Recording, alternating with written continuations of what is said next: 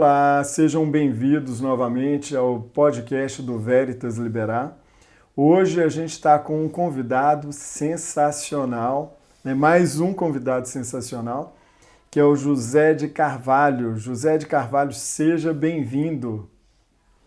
Muito obrigado, Marcelo, pelo amável convite e, portanto, estou aqui à vossa inteira disposição. E antes disso, se me é permitido, só duas palavras muito simples, que é parabéns e obrigado. Parabéns pela iniciativa e, acima de tudo, obrigado por aquilo que o Marcelo e a equipa do Veritas Liberado têm feito em defesa da civilização cristã ocidental, em defesa de um valor primordial que todos nós muito prezamos, que é, evidentemente, a questão da verdade e, associado com a verdade, naturalmente, a liberdade. Muito obrigado, muito obrigado. A gente fica muito feliz vindo de você, principalmente, e espero que a gente tenha um bate-papo aqui que seja à altura, né, do que você está esperando aqui do Veritas. Eu acredito que a gente vai poder não só deixar as pessoas conhecerem melhor, né, o José de Carvalho, mas também saber também que dos projetos, dos planos, as perspectivas, tudo que vai acontecer aqui para Portugal. Então, ô José, eu queria te pedir, posso chamar só de José? Com certeza, é com deputado, certeza, é um deputado, mas como aqui a gente está entre amigos, né, eu acredito que não tenha muito problema. Mas eu queria saber de você, então, fala um pouquinho a respeito da sua atuação, né? Qual área você atua, como que você começou a sua área de estudos, né? A área acadêmica, e qual lado, qual vertente que você tomou, e a partir dali, como que você chegou a estar hoje atuando como um deputado do Partido Chega, que vem crescendo de uma forma assim satisfatória para nós que somos cristãos e defendemos a liberdade e a verdade. Muito bem, eu começo me a permitido por esse último desafio que aí está à volta da questão do Partido Chega, e mais do que partido, permitam-me dizer, mais do que um partido, é claramente um movimento de pessoas, um movimento de ideias e um movimento que tem um propósito muito simples, que é mudar e transformar Portugal. E fundamentalmente este combate pela mudança e pela transformação de Portugal tem que ser feito claramente na questão ideológica e no mundo das ideias. Aquilo a que nós fomos sujeitos durante décadas, pelo menos aqui em Portugal, no Brasil eu não conheço tão bem quanto isso, mas relativamente ao caso português, é fundamental que as direitas, os conservadores, se unam num propósito firme de transformar o país e de mudar o país. E nós conseguiremos mudá-lo, evidentemente, nas questões de natureza económica, financeira, nas questões da saúde, nas questões da educação, em todas as áreas que dizem respeito àquilo que é a vida das pessoas, mas nós temos um ponto que é fulcral, e nisso o movimento Chega tem sido fundamental para isso, que é claramente o combate no mundo das ideias. E porquê é que eu falo muito nesta questão do mundo das ideias?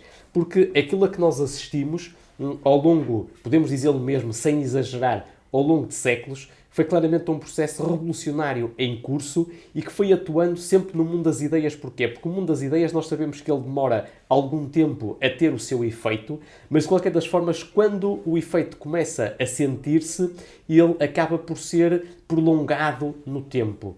Ou seja, aquilo a que nós estamos a assistir hoje em dia, nos dias de hoje, o combate em relação a valores fundamentais como a liberdade, a família, a soberania, a propriedade, as questões da vida, as questões da defesa da pátria, da memória, da história, tudo isto no fundo, a sequência do combate ideológico e do mundo das ideias que foi feito ao longo, fundamentalmente, das últimas décadas. E, portanto, se nós queremos ver resultados numa perspectiva conservadora, que é aquela que é nossa e é aquela que nós propugnamos a partir do Chega, nós precisamos também de fazer esse combate cultural.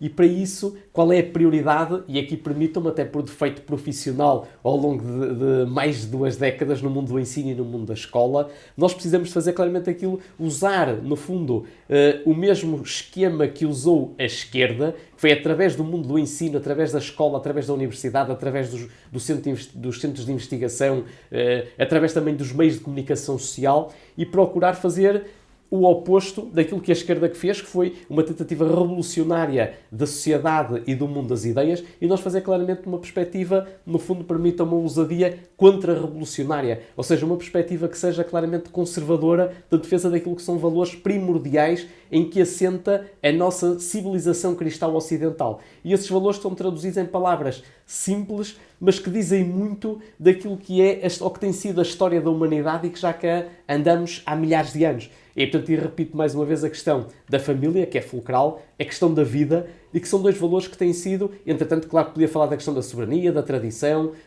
podia falar também da questão da propriedade, mas a família e a vida porquê? Porque nós, desde que há humanidade, o princípio da vida e da família tem que ser defendido de forma absolutamente clara.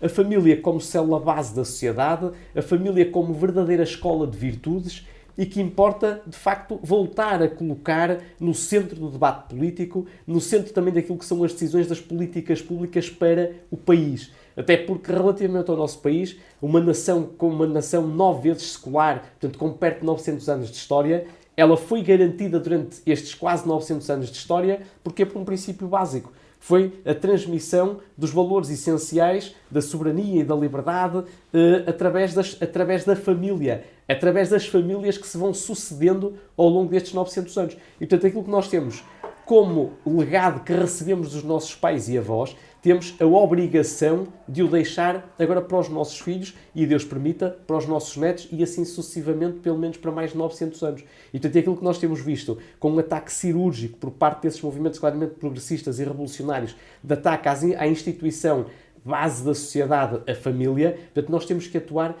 ou seja, nós temos que começar precisamente por aí, até para proteger e salvaguardar aquilo que é um bem essencial e uma instituição essencial. Associado também com a família, até porque é naturalmente a questão da vida, e eu peço desculpa se calhar por estar a repetir muito a questão da família e da vida, mas estes são claramente aspectos fulcrais e fundamentais para nós conservadores e para nós que temos orgulho, e que temos mais do que orgulho, temos honra, nos sentimos honrados com o país que recebemos e com esta civilização que recebemos e com estes valores que recebemos e que temos o dever de os legar para as futuras gerações. Relativamente à questão da vida, nós temos visto um ataque sem freio em relação à vida. E, portanto, para nós é fundamental afirmar de forma absolutamente clara e direta, e para que todo o país, mais que até todo o país, é para que todo o Ocidente nos ouça, e para que todo o Ocidente possa atuar, ou para que todo o mundo e toda a humanidade possa atuar.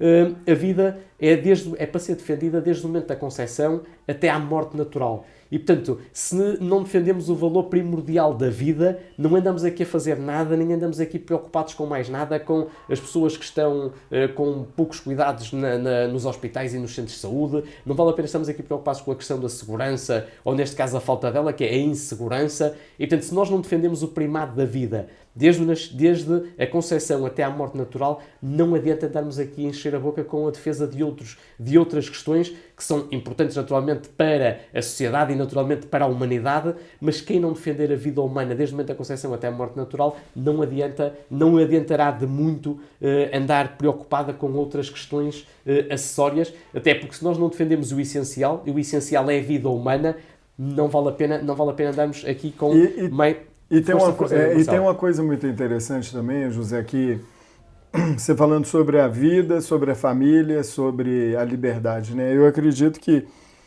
todas duas, a vida e a família, elas são importantíssimas, né? E existe uma narrativa que é criada pelo grupo progressista, né?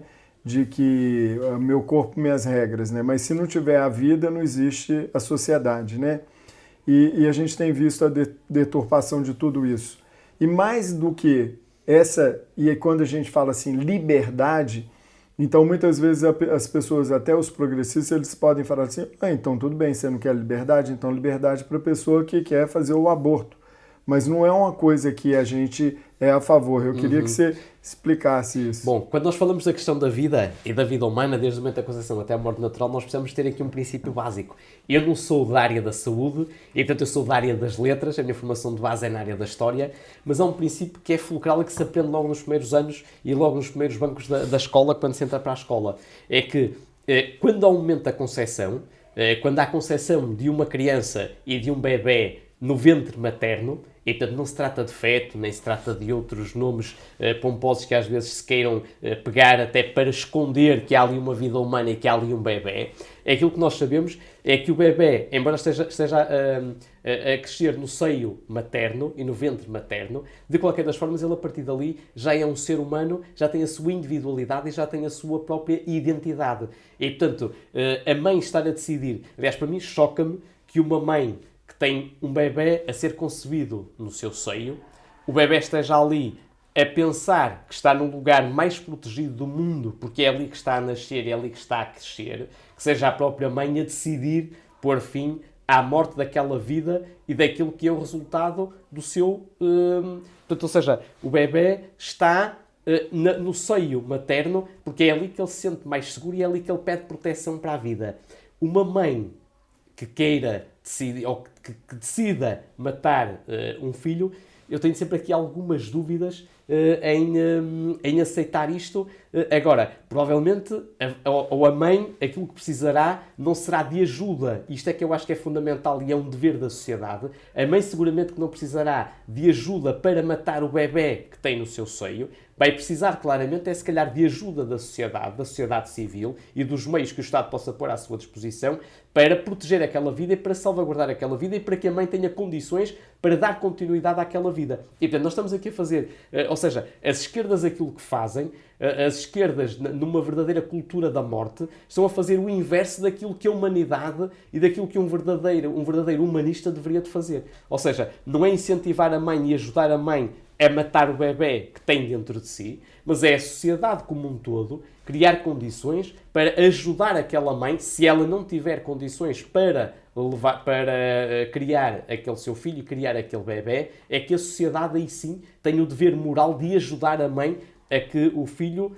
possa nascer, possa crescer e possa tornar-se um adulto quando esse tempo chegar. Ou seja, nós estamos aqui a inverter aquilo que deviam ser as prioridades. Portanto, a prioridade da sociedade não deve ser promover uma cultura da morte, mas promover uma cultura da vida. Da vida. E, portanto, acho que aqui precisamos de inverter o discurso. Agora, eu sei que há toda uma narrativa que tem sido propagandeada e que tem feito um sucesso enorme, que é, até porque é muito mais fácil para a sociedade e é muito mais fácil, se calhar, para alguns, promover logo a morte imediata, promover uma cultura da morte do que promover uma cultura da vida, porque uma cultura da vida vai responsabilizar, que é um outro princípio básico da nossa civilização cristã ocidental e que também nos permitiu chegar até aqui, que é o princípio da responsabilidade e, mais do que a responsabilidade, permitam-me dizê-lo, da autorresponsabilidade. Ou seja, nós queremos ser dignos daquilo que foi a herança que recebemos dos nossos antepassados, também temos que ser dignos de legar esses princípios e esses valores que nós recebemos para as gerações futuras. Porque senão, quer dizer, a humanidade que chegou até aqui acaba por acabar mesmo, portanto, desiste mesmo da humanidade. Quer dizer, nós não podemos, em circunstância alguma, olhar para aquilo que tem sido a história da humanidade, de um modo particular olhar para aquilo que é o nosso país com 900 anos de história e dizer não, os nossos antepassados com suor, lágrimas e muito sacrifício trouxeram-nos até aqui, mas nós agora vamos desistir de tudo isto e vamos acabar com isto. Ou seja, vamos defender uma cultura da morte, até porque dá muito trabalho ter os filhos, dá muito trabalho educar os filhos, e este é outro princípio básico também que o processo revolucionário em curso conseguiu, de forma muito hábil, transmitir com uma narrativa muito simples, que é fazer das escolas, e por isso é que lá há pouco falava da questão importantíssima das escolas e das universidades e da comunicação social, até porque a escola é, a seguir à família, a instituição basilar e um dos pilares da nossa civilização. Uhum. Agora, o que não pode em circunstância alguma nós querer substituir a escola à família. Porque, em primeiro lugar, isto também é um princípio básico, a família é que tem a missão de educar e a escola depois a ensinar. Agora, a escola não pode, em circunstância alguma, ultrapassar aquilo que são as competências da família. E, portanto, nem a família pode deixar que a escola assuma essa responsabilidade que lhe compete a si. A escola pode colaborar na formação dos filhos, pode colaborar na formação das gerações mais novas, mas é só em colaboração e não, permitam uma expressão, em substituição da família. E, portanto, se a família deixa que a escola a substitua nessa missão e nesse serviço fundamental de educar, a família não está a cumprir o seu papel. E, portanto, nós precisamos claramente de dizer de forma absolutamente clara e direta que é à família que compete educar e à escola ensinar. E, portanto, e sem que haja... Tem uma coisa também, José, que você estava comentando aí e sobre a vida, e eu estava lembrando aqui o seguinte, A gente já trabalhou, eu e a minha esposa, a gente já trabalhou como voluntários em várias associações, né? Uma das que a gente trabalhou era um grupo que ajudava famílias que os parentes, amigos, próximos, tinham tirado a própria vida por algum motivo. Um dos itens que mais me chamava a atenção, e aí a gente está falando de ser humano, o ser humano tem sentimento. Quando você fala que uma mãe, uma jovem, né, que preza mais pelo sexo, né, pelos prazeres, do que a questão que você colocou da responsabilidade quando ela está fazendo sexo com um homem ou o homem fazendo sexo com a mulher normalmente, quando, né, em período de ovulação, o risco ou a possibilidade dela engravidar é muito grande. Então essa consciência não tem sido passada nem pelos pais educando, nem pela escola ensinando e não doutrinando, mas aí vem as sequelas, né? Que quando uma jovem, uma mulher, ela vai lá e isso é uma mutilação que ela faz no corpo, porque o processo de aborto, né, que a gente está comentando, que tirar a vida de uma criança no próprio ventre, é uma mutilação. E fica sequelas, não fica só sequelas físicas, porque tem muita mulher que depois tem graves problemas, tem que medicar, tem que ficar fazendo tratamento acompanhado. Quem não tem, e muitas vezes isso acontece no Brasil, não sei como funciona aqui em Portugal, que vão para clínicas clandestinas. E aí, muitas vezes, essas jovens, elas perdem a própria vida. Então, para tirar a vida de um bebê que está vindo, ela acaba perdendo a própria vida. Às vezes, até, dependendo de quantos meses de gestação o bebê está, acontece de salvar a vida do bebê, mas a mãe perde a vida. E quando isso não acontece, essa mãe vai carregar no seu consciente o peso de ter tirado a vida de um ser humano. E aquela vida que estava no seu próprio ventre. E aí gera uma consequência familiar e essa família acaba ficando desestruturada, porque começa a ter as crises familiares, problemas familiares de sustentar aquela mulher que tirou a vida de um bebê no ventre, e aí vem problemas de saúde, problemas psicológicos. Então, assim, eu vejo que defender a vida não assim, é lógico que do bebê é muito importante, mas eu vejo que também esse tema não é debatido, da mãe que está tirando a vida de um bebê, porque aquilo ali traz consequências traumáticas e muitas vezes, pela minha experiência onde eu trabalhei como voluntário, de mães que depois iam para lá, ou mães da mãe, né, a avó, né, do bebezinho, ia lá procurando essa associação para dar suporte, porque a filha tinha tirado a própria vida depois em função de ter um arrependimento muito grande de ter tirado a vida de um bebê no ventre. Você, né, como deputado, ou o próprio Chega, ou tem alguma visão nesse sentido, dar esse suporte para as mães também, o esclarecimento e o suporte para essas mães? Bom, assim, é fundamental. Há claramente uma questão de uma narrativa que foi criada durante décadas e que é muito mais fácil para uma senhora, ou para uma mulher, ou para uma jovem fazer um aborto do que criar o seu filho. E, portanto, normalmente coloca-se o princípio da liberdade de escolha para a mãe e para a mulher. Agora, há aqui um ponto fundamental. Mas toda escolha tem consequência. Exato, é isso. Agora, há aqui outro ponto fundamental. Até porque, assim, o bebê não se fez sozinho, não se fez apenas com a mãe. A criança não foi feita apenas com a mãe, foi feita também com um pai. Se ambos são responsáveis, a situação é fácil de resolver. E, portanto, aliás, todos os atos do ser humano têm uma consequência. E, portanto, se a senhora engravidou, se a jovem engravidou, e, portanto, a responsabilidade tem que ser partilhada pelos dois. Agora, é importante, se as pessoas perguntam, a mulher é que tem que decidir, a jovem é que tem que decidir, nós perguntamos aqui também, naturalmente que eu sou suspeito porque sou homem, mas era se calhar também importante ouvir a opinião do homem, a opinião do rapaz, que foi o responsável por ter feito aquele filho, qual é a sua opinião. Agora, raramente se quer ouvir a voz do homem e a voz do jovem, aquilo que se quer ouvir só apenas a voz da mulher. Até porque é muito mais simples descartar, ou seja, é como se a vida fosse descartável, como se a vida não fosse um bem essencial, como se fosse uma coisa como ir ao supermercado, comprar um pacote de bolachas e, portanto, a situação fica resolvida. Só que uma vida humana não é um pacote de bolachas e não se resolve com um clique. E, portanto, é um verdadeiro dom que nós recebemos e que é preciso preservar até até que a natureza assim o defina e que depois ponha fim Um fim a natural. ele. Exato, um fim natural. Agora, o aborto, é preciso dizer isto com as palavras todas. Eu sei que isto pode ser chocante e pode ser até um pouco ou quanto escandaloso para aquilo que é uma sociedade fofinha como aquela que nós temos e habituada ou acostumada a narrativas fofinhas. Se calhar seria importante que a pessoa, que em vez de se perder tempo com narrativas e campanhas de promoção da cultura da morte e da cultura fácil do aborto, que se mostrasse que o aborto é claramente um crime hediondo, ainda para mais, eu não sou da área do direito, mas que eu saiba, o direito e as leis são feitas para proteger os mais fracos e os mais indefesos perante os outros que são os opressores. E a esquerda gosta muito de falar de opressores. Eu pergunto aqui, no caso de uma criança indefesa com 2 ou 3 meses de gestação, um bebê com 3 ou 4 meses de gestação na barriga da mãe, quem é que nós temos que defender ou quem é que o direito deve defender em primeiro lugar? Se é a mãe, que já é adulta, ou aquela criança que está para nascer.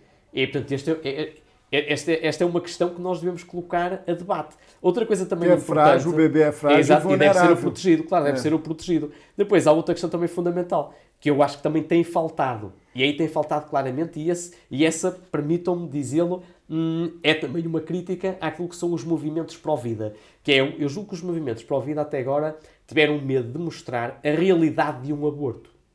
Se mostrassem imagens de um aborto, o crime hediondo que é ali cometido, a forma como a criança reage em relação a tudo aquilo. Ou seja, a criança, até porque é isso que nos diz claramente o próprio direito natural, em que está assente a humanidade com milhares de anos, é que cada um dos seres humanos procura a todo custo, seja maior ou mais pequeno, seja mais velho ou mais novo, procura sempre defender-se, proteger-se e salvaguardar a vida. Uma criança que está a ser gerada no ventre materno também procura defender-se a todo custo e proteger-se. Agora, por isso é que eu digo que não há crime mais hediondo do que uma criança que está na barriga da mãe, pede proteção, pede carinho e pede cuidado, e a mãe aquilo que diz é: não te vou proteger, nem te vou salvaguardar, vou-te matar.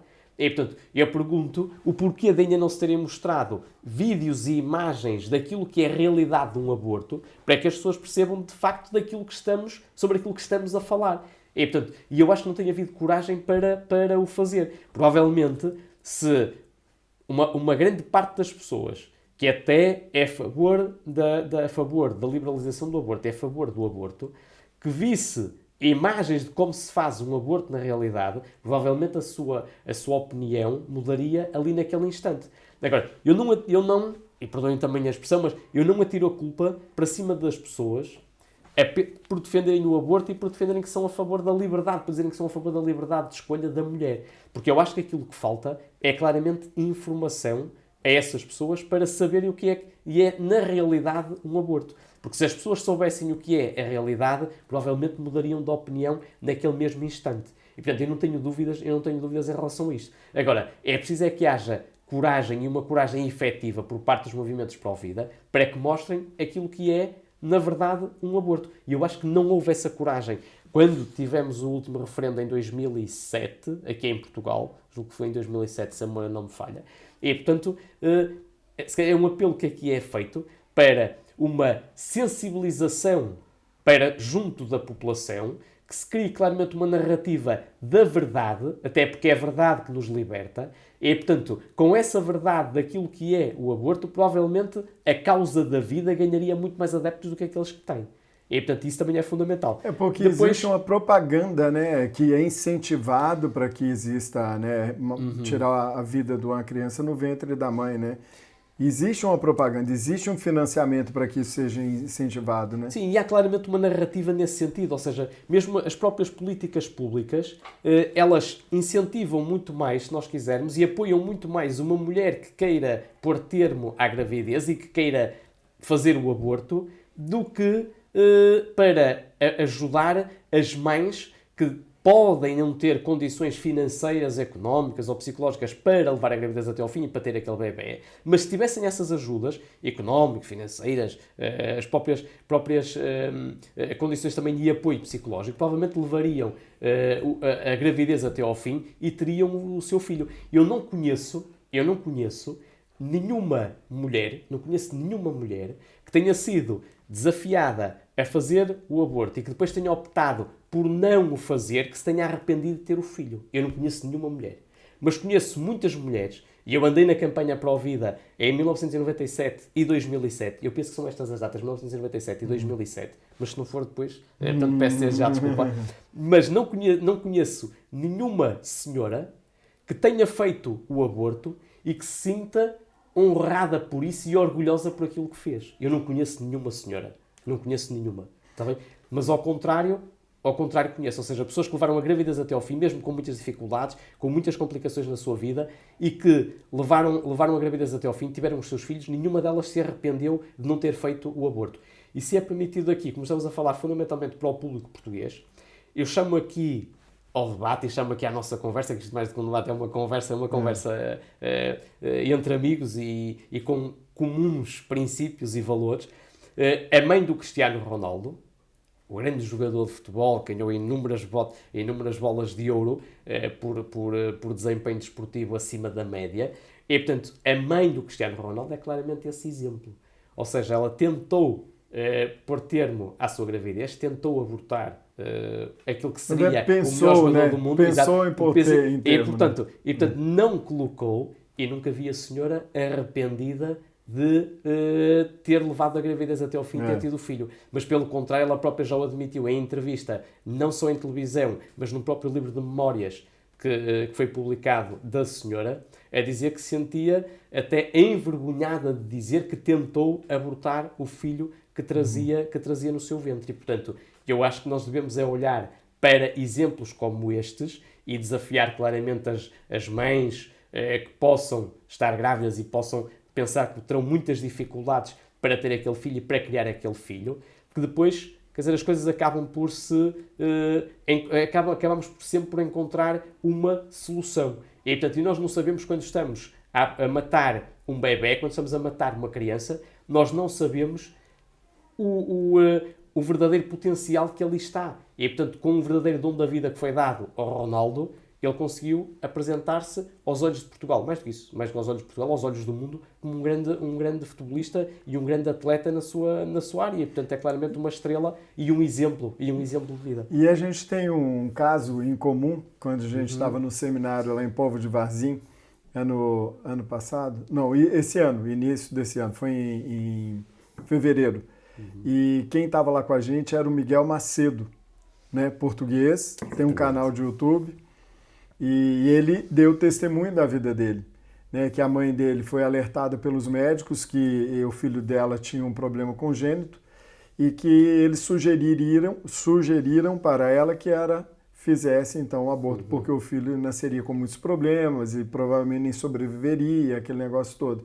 E ela assumiu a maternidade, não fez o aborto, e hoje nós temos o Miguel Macedo entre nós, uma pessoa inteligentíssima, simpaticíssimo, que ajuda a gente também na nossa frente, né, de defesa aos princípios éticos, morais, judaicos cristãos, e principalmente pelo conservar esses valores que é o fundamental, né, porque existe uma história, e você como professor de história, né, que afinal de contas a gente foi pelo caminho aqui da vida, né, e da família, e aí acabamos, você não falou um pouco aí sobre o seu histórico, né, mas então a gente tem esse exemplo em comum que a gente presenciou no mesmo dia. Eu sabia algumas coisas do Miguel, mas ele não tinha assim aberto dessa forma para eu saber tão bem quanto ele contou aquele dia. E isso é o tipo de coisa que me marca muito, sabe? Porque as pessoas acham que parece que é igual quando você vai numa loja, compra uma caixinha, tem uma boneca lá dentro, não gostei da boneca, eu dou para os outros ou descarto e joga fora. Não, a gente está falando de uma vida.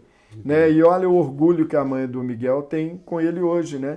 Então, são o tipo das coisas que as pessoas não pensam nisso quando vai fazer esse tipo de coisa. Igual você estava falando que nas escolas tem a doutrinação e tem mesmo que a gente sabe que existe. Hoje em dia, com o telemóvel, muitas pessoas chegam a filmar dentro de sala de aula e depois nas redes sociais circulam, né, alguns vídeos com professores doutrinando e tudo. E você, como professor de história, como que você vê essa trajetória da humanidade em relação a isso? Você acha que são ciclos que estão repetindo?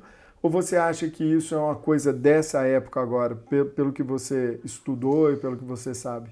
Assim, aquilo que nós temos aqui é claramente tudo isto é uma sequência, ou seja, há aqui todo um princípio e há aqui toda agora uma sequência em que nós estamos agora a recolher os frutos. Agora, este processo revolucionário em curso no mundo das ideias começou já muito lá para trás, há várias décadas. E, portanto, agora, qual tem sido a habilidade de todo este processo, e permitam uma expressão, processo revolucionário em curso no mundo das ideias? É que ele vai entrando aos poucos. Ou seja, não é dar muitos passos de cada vez, é apenas dar um passo de cada vez. Muitas vezes dou um passo à frente, depois outro dou um passo atrás, depois já dou mais dois à frente. E, portanto, tudo isto é feito de forma muito hábil e nós temos que ter consciência disso e temos que o assumir de forma absolutamente clara e admitir. Portanto, isto tem sido feito de forma muito hábil.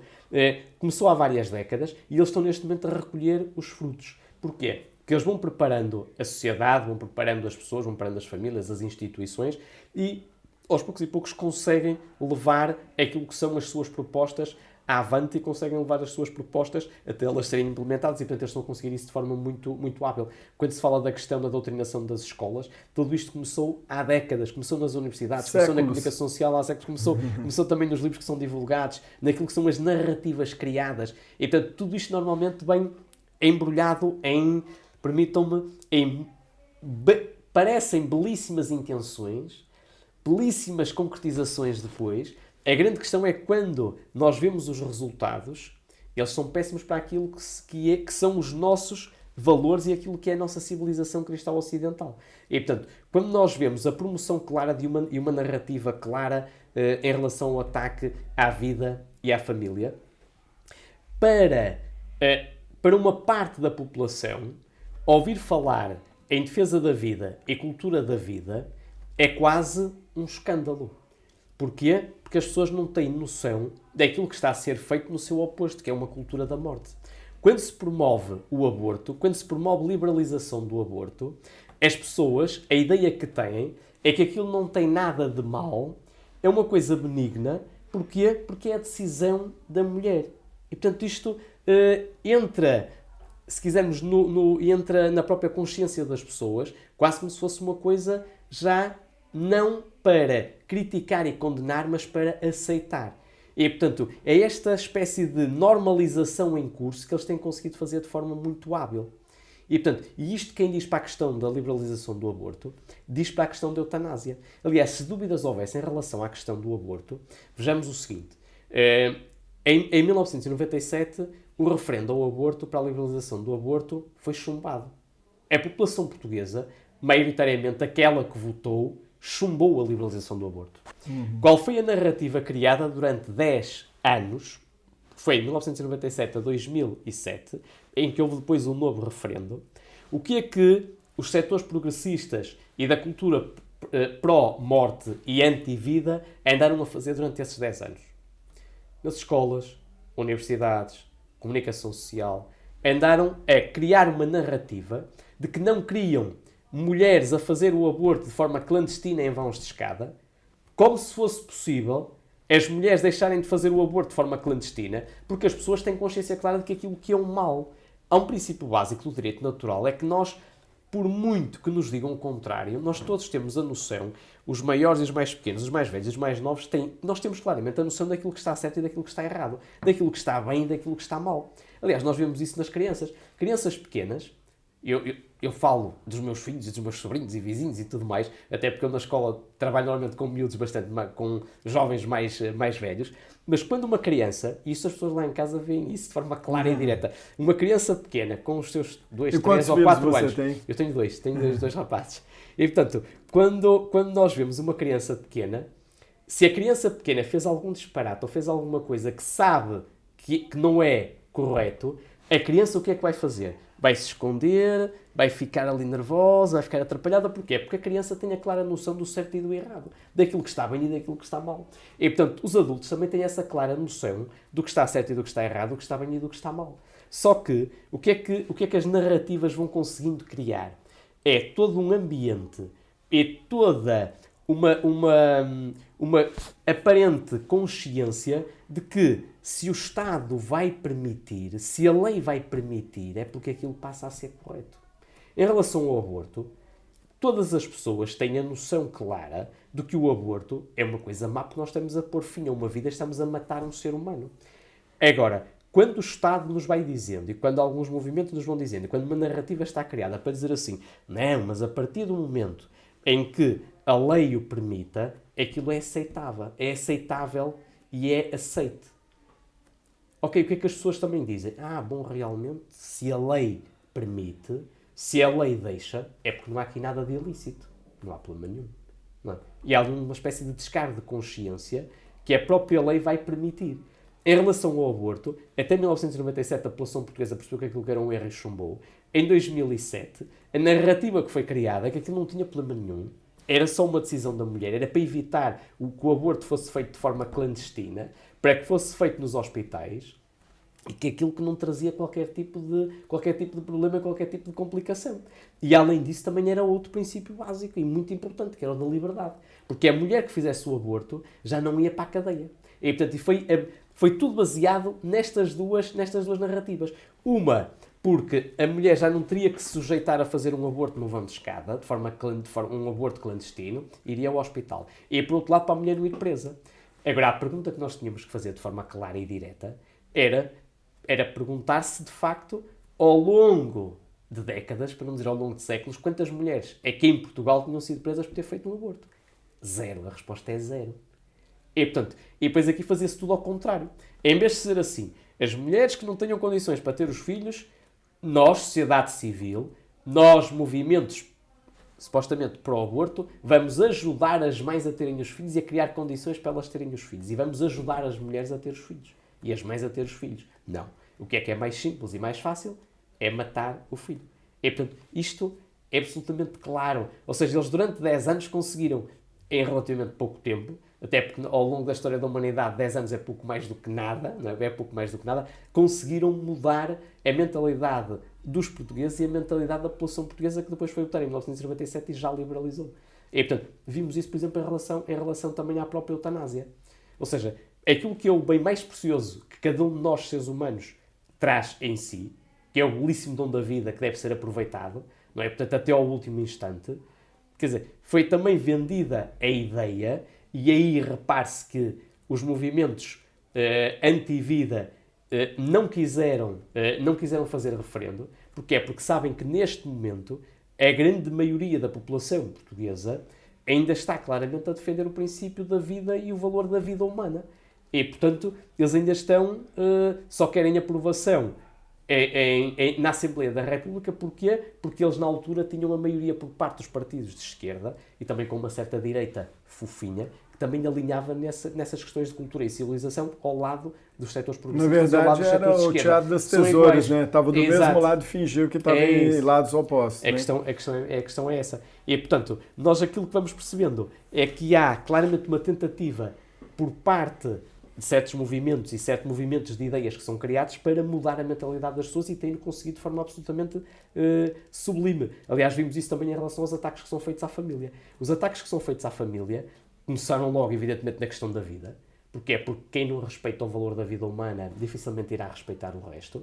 E então depois também o que é que se pretende, como se fosse uma proposta simpática para as famílias, é o ter as escolas abertas, quase que é essa tentativa de termos escolas abertas 24 horas por dia, em que os pais têm os seus filhos e vão, permitam-me a expressão, eu sei que é um pouco ou quanto rude e bruta, mas depositar os seus filhos nas escolas. Ou seja, os pais têm os filhos, depositam-nos nas escolas e estão à espera que seja o Estado o grande educador a tratar de educar os filhos. E, portanto, o Estado, e esse é um dos problemas, porque a partir do momento que os pais não se responsabilizam pelos filhos e transferem a responsabilidade para uma instituição que, teoricamente, o povo que decide por ela, né? E aí, naquele momento, fala assim, não quero ter essa responsabilidade, quem vai ter é o Estado. A partir daquele momento também você já não tem mais nem o direito que você tem na liberdade de escolher o que você quer ou não quer. Quem vai decidir são outras pessoas, entre aspas, né, uma elite política aí, né, sublime, que decide tudo na vida de qualquer um, e você simplesmente tira a sua responsabilidade. E aí começa a perda da liberdade das pessoas. Exato. E começa aí claramente aquilo que é o sonho de todos os Estados totalitários que tivemos ao longo da história, que era o quê? Ter os filhos das famílias, os filhos dos pais, completamente subjugados às decisões e à ideologia do próprio Estado. Por isso é que falávamos no início a propósito da questão da liberdade, que era um valor fundamental e fulcral associado com a vida e com a família. Porquê? Porque em circunstância alguma nós podemos permitir que a liberdade das famílias, a liberdade das pessoas, seja condicionada por aquilo que é um Estado totalitário e um Estado controlador da vida humana e daquilo que é a vida em sociedade. E, portanto, porque se nós deixamos o Estado tomar conta daquilo que são os valores essenciais e básicos nossos e principalmente da família, quer dizer, deixa de fazer sentido a sociedade e deixa de fazer sentido o Estado. Ainda para mais, desde o princípio da humanidade, quer dizer, foi a família que deu origem ao Estado e não o contrário, e não o Estado que deu origem à família. E, portanto, por isso é que nós dizemos de forma absolutamente clara e direta que a família é a célula base da sociedade e a verdadeira escola de virtudes.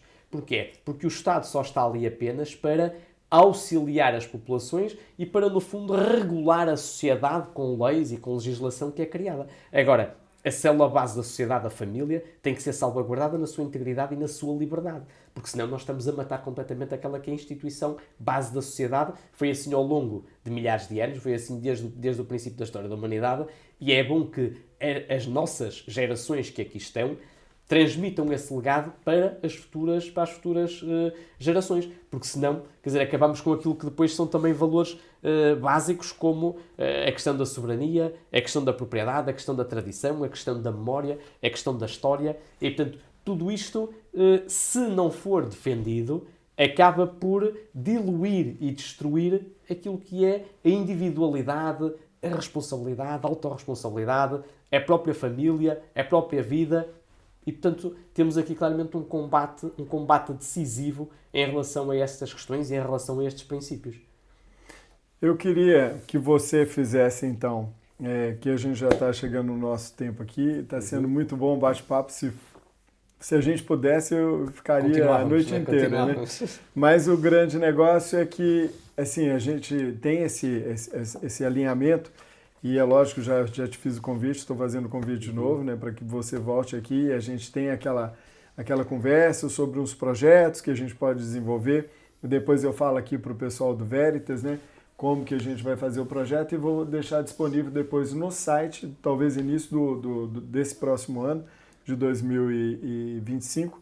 E aí a gente pode ter mais podcast com você, depois a gente pode também ter outros formatos para a gente fazer outras coisas juntos. Mas eu queria então que você falasse um pouquinho do José de Carvalho, como que chegou na política e depois fazer as considerações finais. Uhum.